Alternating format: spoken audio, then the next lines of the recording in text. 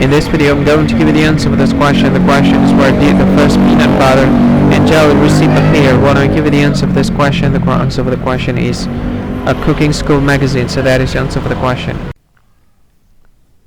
Hi, thank you so much for watching this video. If you find this video is very useful, you can help this channel to grow by subscribing this channel.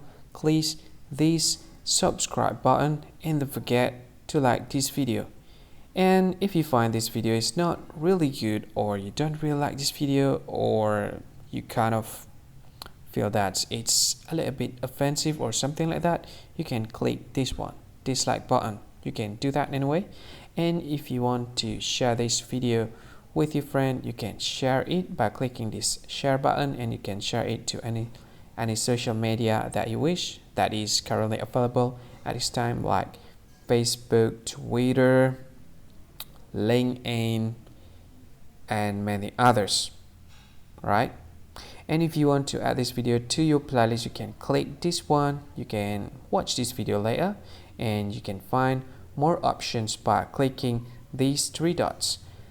And yeah, don't forget to subscribe. I think that's all of it. Thank you so much for watching this video, and see you again in another video. Bye bye. See you again.